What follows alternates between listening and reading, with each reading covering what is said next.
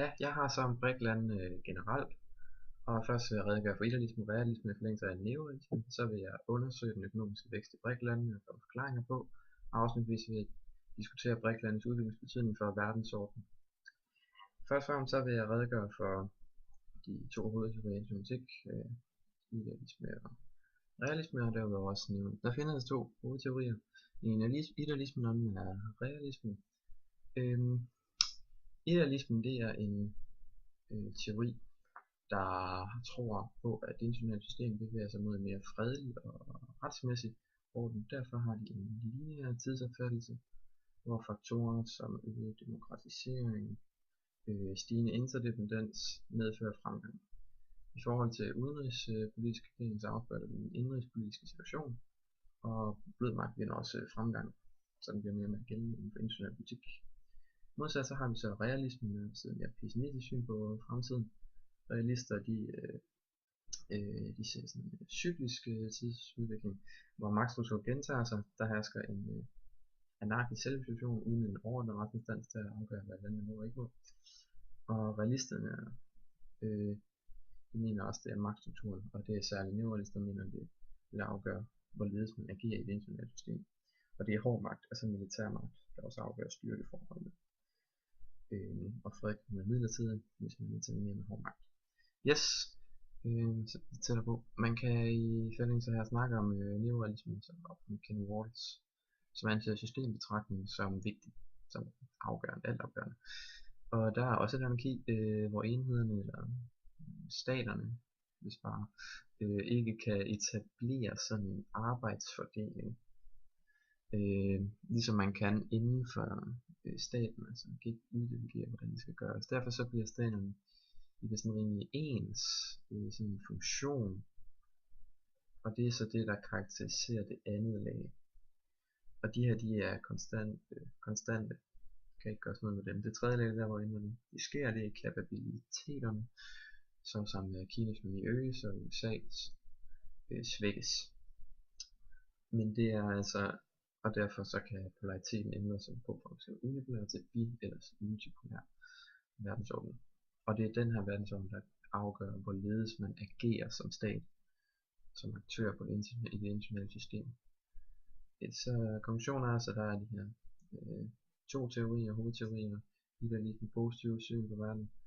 Indrigspolitisk situation afspejler også, hvordan man agerer. Udenrigspolitisk, det er ikke altid nødvendigvis efter nogle strukturer eller sådan noget. Det er det ikke.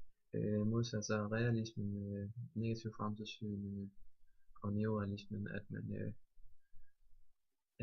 at strukturen er altafgørende for, hvordan du agerer som stat. Sådan er det. Så skal jeg undersøge sådan to andre spørgsmål. Undersøge BRIC-landenes økonomiske udvikling, og komme forklaring her på. Der har vi så valgt at dele den op i 4, tager simpelthen den hver for sig, og kigger simpelthen på BNP, vækst i BNP, som simpelthen er et udtryk, det som man måler økonomisk vækst, så derfor er det relevant at se på.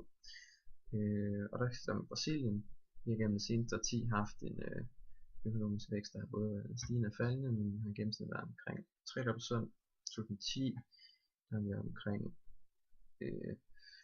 7,5%, og det var en stor industriproduktion, som medførte nogle indtægter, som altså ikke lige havde forudset. Og udover det, så har Brasilien også oplevet stor vækst i privatforbrug, internt forbrug, og vi har en større og større middelklasse, som får flere penge at bruge. Og sine største sektorer, som medfører det her, det er særligt fødevarer, hvor de stort set snart er den største producent, selv med en lille areal, som set i forhold til verden. Og så er der også andre sektorer, som f.eks. IT og olie og gas, energi og byggeri og infrastruktur, når i forbindelse med OL og VM særligt, at de er også været i vækst, som også vokser med en gennemsnit. Og på grund af væksten så har flere mennesker, de får flere penge i hænderne, og så er en vækstregel med til at forstærke en tendens, altså og siden vi oplever stigende købekraft, som igen medfører mere vækst. Så ser vi det med Rusland, havde 2010 en vækst på 4,5%, men efter 2011 så havde vi 2%, og det er altså rimelig lavt i forhold til de andre BRIC-lande, og en stor del af den russiske økonomiske vækst skyldes råstoffer, olie og gas. Og der kan de godt blive konkurreret, fordi priserne er rimelig høje på det, så der kan væksten godt stagnere. For eksempel så har der været en oliefund i USA, som kan true det her, og det kan konsekvenser for den kommende økonomiske vækst for Rusland. Rusland de tror selv på de næste 10 år en gennemsnitlig vækst på 2,5%, hvilket ikke er så meget, især i sammenligning med mange af de andre BRIC-lande, som Indien og Kina. Indien de har nemlig fra 2003 til 2008 oplevet en økonomisk vækst på omkring 9% per år. Det er et tal, der er faktisk nærmest af kinesiske standarder næsten. Grunden til Indiens økonomiske væksten skal findes lidt længere tilbage i tiden. 91, der er de ved at gå bankerot. De har haft en planøkonomi, gået rigtig dårligt. Så der reformerer de det meste og åbner op for en friere markedsøkonomi, opgør med statsmonopoler, og der er faktisk sidenhen været særlig IT og service, og de er nærmest sprunget over industrialiseringen i den form, som man kender, fordi det er nemlig IT og service, som står for, har man sagt, næsten halvdelen af deres indkomst. Og før 91 var det svært for udlændinge og andre at investere i Indien, men det har de fået lavet om, og så er det blevet meget mere populært, og det har selvfølgelig sikret den økonomiske fremgang. Vi ser typisk minder meget om det, som Kina også har gennemgået, som kommer til nu. Kina de har igennem de sidste 30 år haft en gennemsnitlig vækst på lige godt 10%. Siden Deng Xiaoping han kom til, siden før han var væksten meget svingende. Nu er den, efter han kom til, og især fik en udvikling, hvor man 79, så har vi først haft en intern åbning, og det har været en meget langsigtet plan. Først åbner op for interne muligheder for investeringer og selvstændig virksomhedsdrivelse. Og så har man brugt enormt lang tid på at implementere de her tiltag, og man har også været i stand til at kunne leve med en plan, og grund af det, man har også været i stand med en plan og markedsøkonomi hybrid. Og så senere han så også åbnet op for udlandet, og i starten også særligt udenlandsboende kinesere, senere selvfølgelig også de andre store firmaer. Så har de også, da de gjorde det her, haft mulighed for at erhverve noget teknologi fra andre lande, så på det tidspunkt meget længere fremme, og så har de så selv gået hen for noget teknologisk udvikling, der er gået hurtigere end ellers ville, og det har selvfølgelig været med til at skabe væksten. Og så har man derudover også landene, har man gjort i starten gav muligheder simpelthen for at få solgt deres afgrøder i stedet for at gøre som vi gjorde før med kollektivisering. Så man rigtig også lidt mulighed for at kunne leve af det, og det har betalt sig bedre end flere der valgte.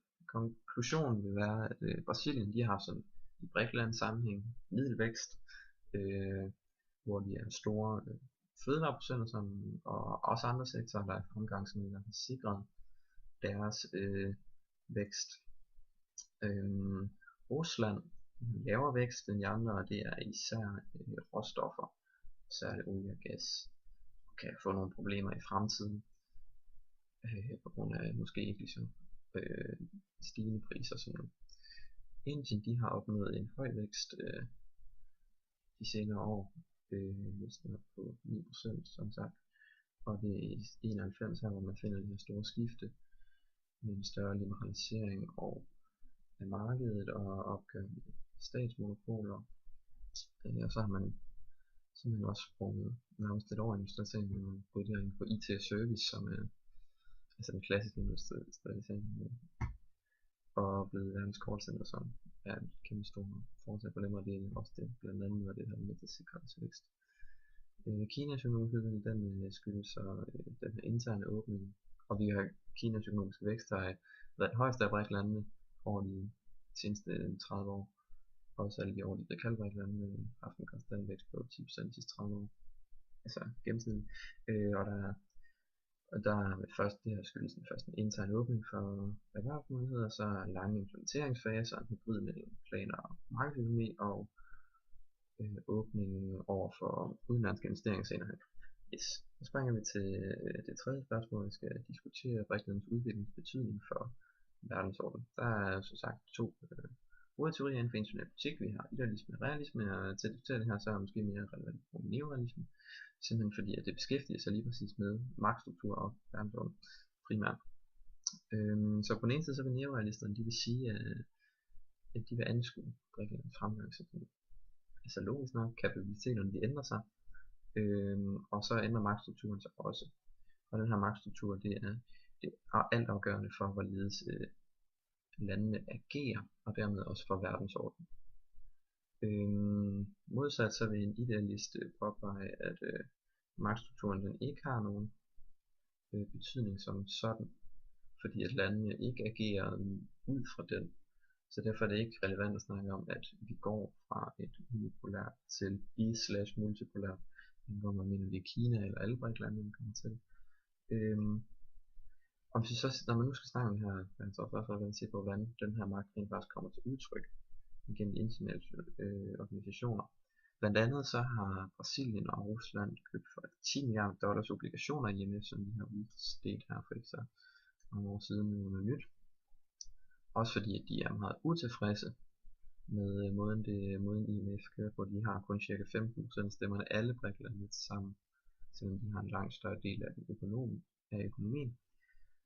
Kina har også investeret $50 milliarder, og de snakker åbent om, at vi bevæger os mod den her mere multipolære verdensorden, hvilket i sig selv jo også viser, at de har noget mere magt, og at de også kan forhandle sig, eller at de også er i stand til at vise den.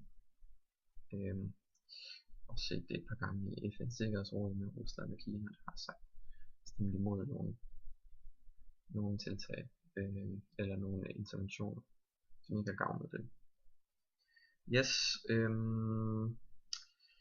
men når vi nu snakker om BRIC-lande, så skal vi også forstå BRIC-lande som en enhed, men kan de i det hele taget være det? Yes. Er de i det hele taget en enhed? Fordi BRIC-lande er meget forskellige. Vi har jo for eksempel Rusland, store eksportør af gas, råvarer, olie. Indien, det er service, verdens callcenter, det er IT-service. Brasilien, det er fødevarer. Kina, det er fabrikken, det er producenten. Kan de arbejde sammen på sådan en måde, som vi snakker om som enhed, nærmest som EU? På den ene side, jamen så, ja, de har jo svært ved, fordi de er så forskellige. De har enormt forskellige styreformer. Vi har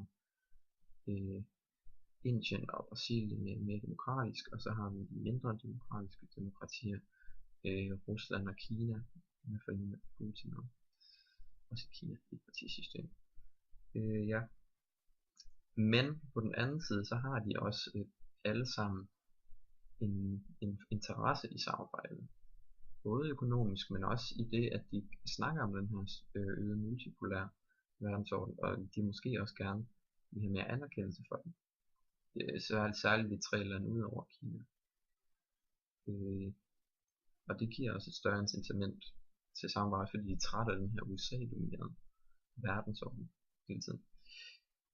Opsummeret så kan jeg sige, at BRIC-landenes udvikling den betyder, at verdensordenen bevæger sig mod en mere multipolær struktur i en neorealistisk synspunkt, og som har stor betydning for, hvordan staten agerer, og dermed også verdensordenen er.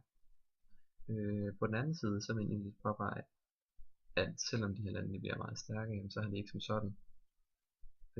Det er irrelevant, hvorledes den her magt, hvor store og stærke magterne er for andre landes regeringer, den også verdensorden, fordi at man ikke agerer logisk, rationelt altid en stat ud fra sådan noget. Og ligeledes så kan man se, at BRIC-landene de forsøger at få større indflydelse i de store internationale organisationer, eksempel med IMF her. Men på den anden side, så har de ikke fået gjort det, og så er BRIC-landene heller ikke altid, kan det også være svært at snakke om brikkerne som enhed, som den her fortælling, fordi de er så forskellige. Men de har alle sammen, på den anden side, så har de så også, kan det alle sammen til fordel af samarbejdet, og derfor må man også formode en større